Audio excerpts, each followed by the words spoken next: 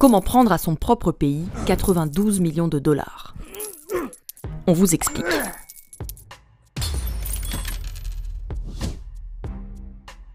C'est ce qu'a fait la famille de Joseph Kabila, l'ancien président de la RDC, aussi appelée République démocratique du Congo. Comment? 1. Détourner l'argent des institutions. Impôts, ONU, élections, routes. L'idée est de récupérer tout l'argent public possible. 2. Stocker l'argent, puis le transférer dans un endroit sûr, pour le clan Kabila, dans cet ancien garage de Kinshasa, dans les comptes d'une société écran, Sudoil. 3. Retirer du cash. On peut même retirer une partie en espèces, comme le prouve ce bordereau de retrait de 6 millions de dollars. Car pour ça, il faut avoir une banque. Enfin, sa propre banque.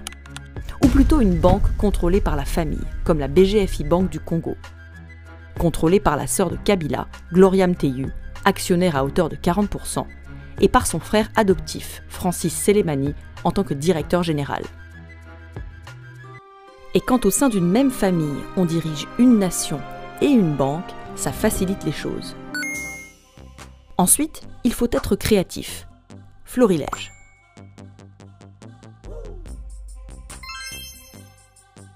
En 2016, pour rémunérer la participation du Congo à une mission de maintien de la paix, l'ONU verse 7,3 millions de dollars à l'ambassade de RDC auprès des Nations Unies.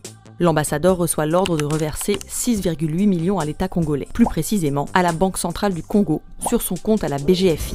La BGFI va en profiter. Si les 7 millions lui ont bien été versés par l'ambassade, le Congo n'en a jamais vu la couleur. Et à la place, le virement atterrit dans les comptes de Sudoil. En 2016, Kabila annule les élections pour les reporter en 2018.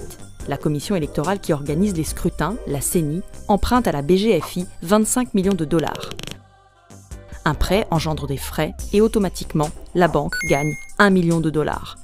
Mais le même jour, la BGFI répète l'opération manuellement et s'offre un deuxième million de dollars qui, bien sûr, atterrit dans les comptes de Sudoil.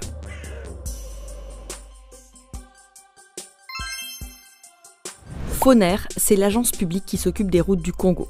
Elle possède plusieurs comptes à la BGFI.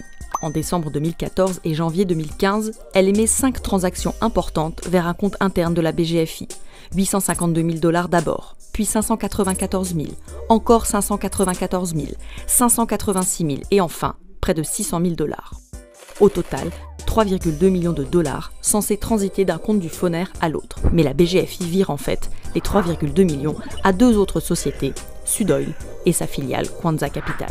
La Banque centrale du Congo a elle aussi financé la famille Kabila. Son compte à la BGFI, intitulé BCC Équipement, est une caisse noire. Le 26 septembre 2016, il émet un virement de 30 millions de dollars, supposé alimenter un autre de ses comptes à la BGFI, et qui disparaît étrangement, tandis qu'un virement du même montant arrive chez Sudoil.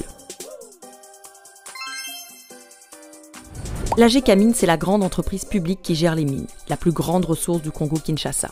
Le 13 juin 2016, la Gécamine décide de payer ses impôts en avance. Depuis son compte à la BGFI, elle vire 2 millions de dollars à la Banque centrale du Congo. Sauf qu'à nouveau, le virement n'atteint pas la Banque centrale, mais Sudoil, avec un libellé différent pour brouiller les pistes. Mais en 2018, les auditeurs chargés de contrôler les comptes de la BGFI s'intéressent à cette opération. C'est la panique dans la famille Kabila. Il faut nettoyer tout ça.